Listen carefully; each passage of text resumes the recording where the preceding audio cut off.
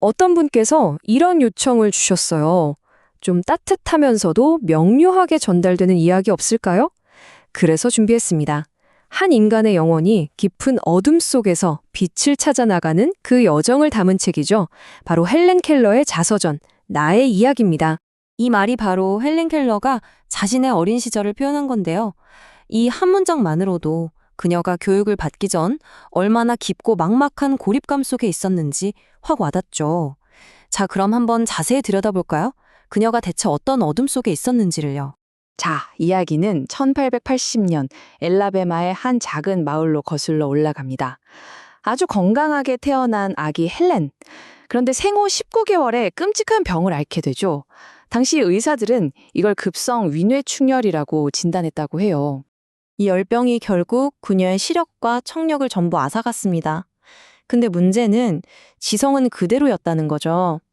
생각과 감정은 넘쳐나는데 그게 침묵과 어둠이라는 감옥에 갇혀버린 거예요. 생각해보세요. 이 답답함이 얼마나 컸을까요? 당연히 엄청난 좌절감에 빠질 수밖에 없었겠죠. 여기서 진짜 흥미로운 게 뭐냐면요. 그녀의 그 똑똑한 머리가 어떻게든 이 상황을 빠져나가려고 발버둥 쳤다는 거예요.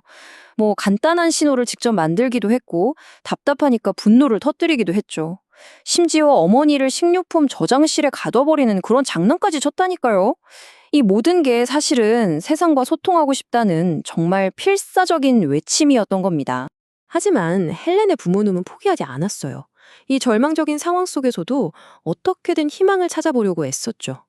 딸의 그 굳게 닫힌 세상에 닿을 수 있는 사람을 찾아 나섰고, 바로 이 여정이 헬렌의 삶에 엄청난 전환점을 가져오게 됩니다.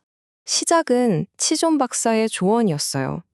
그 조언을 따라가다 보니까 우리가 잘 아는 발명가 알렉산더 그레험 벨 박사까지 만나게 된 거죠. 벨 박사는 헬렌의 신호를 금방 이해했고 퍼킨스 시각장애 학교에 편지를 써보라고 조언했습니다. 그리고 운명처럼 1887년 3월 3일 바로 그날 앤 설리번이라는 젊은 선생님이 헬렌의 집에 도착합니다. 이 문장만 봐도 알 수 있죠.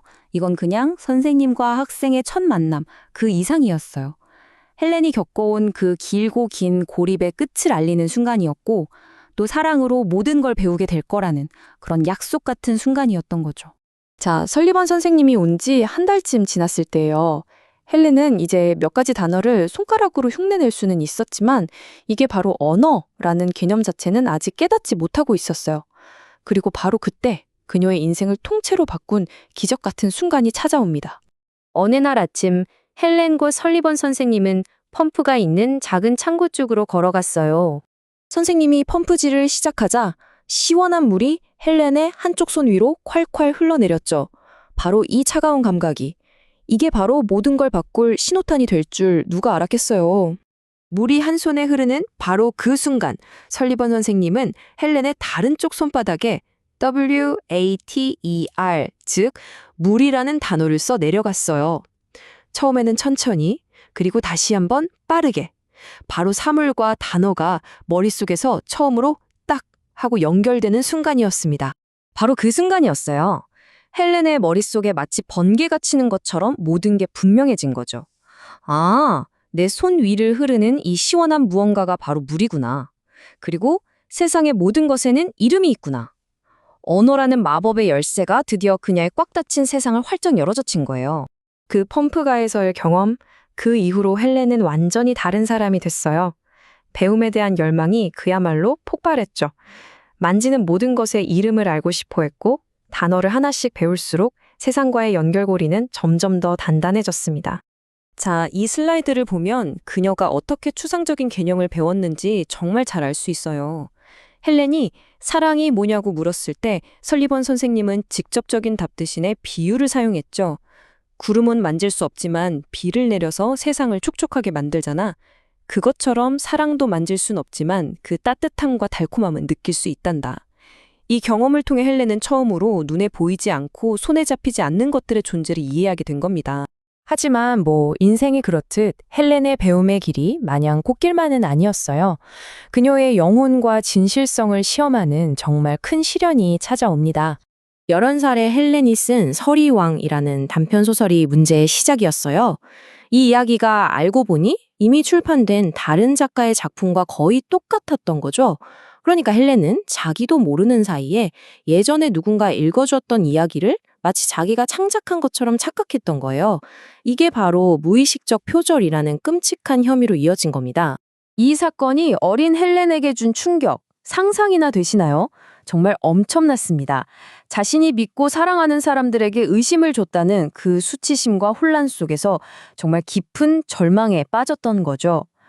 그니까 핵심은 이거예요. 이 사건은 그냥 표절이라는 혐의 그 이상이었어요. 헬렌의 생각과 세상의 경계에 대한 근본적인 질문을 던진 거죠. 내 머릿속에 떠오르는 이 생각이 과연 진짜 내 생각일까? 이걸 계속 의심하게 만든 거예요. 이 길고 어두운 터널을 빠져나오는데 역시나 설리번 선생님의 격려가 정말 결정적이었어요. 헬렌은 이 시련을 딛고 일어나서 새롭고 훨씬 더 원대한 목표를 향해 나아가기로 결심합니다. 자, 이제 그녀에게 새로운 목표가 생겼습니다. 그건 바로 대학에 가는 거였어요. 어린 시절부터 꿈꿔왔던 하버드 대학에 가고 싶다는 꿈. 보고 들을 수 있는 다른 학생들과 똑같이 동등하게 경쟁하겠다. 이 결심은 정말 그 누구도 꺾을 수 없었죠. 레드클리프 대학으로 가는 길은 정말이지 투쟁의 연속이었습니다. 한번 상상해 보세요. 점자로 된 교재는 거의 없었고요. 복잡한 모든 강의 내용을 설리번 선생님이 실시간으로 손바닥에 일일이 다 새겨줘야 했어요. 상상이 가세요? 그 방대한 양의 정보를 오직 손끝의 촉각, 거기에만 의지해서 전부 소화해냈다는 거예요. 하지만 그녀는 이 모든 불가능해 보이는 장벽들을 다 뛰어넘고 마침내 1900년 그토록 꿈에 그리던 대학의 문을 활짝 열게 됩니다. 결국 헬렌 켈러의 이야기는 우리에게 이걸 보여주는 것 같아요. 한계란 건 어쩌면 우리 스스로가 만드는 거고 또 한 사람의 헌신적인 사랑과 교육이 한 인간을 얼마나 위대하게 만들 수 있는지를요. 그녀의 이야기는 우리에게 이렇게 묻고 있습니다. 여러분 인생에는 여러분의 세상을 열어준 앤 설리번 같은 사람이 있었나요? 더 나아가서 혹시 여러분이 지금 누군가의 세상을 열어줄 바로 그 열쇠를 쥐고 있는 건 아닐까요?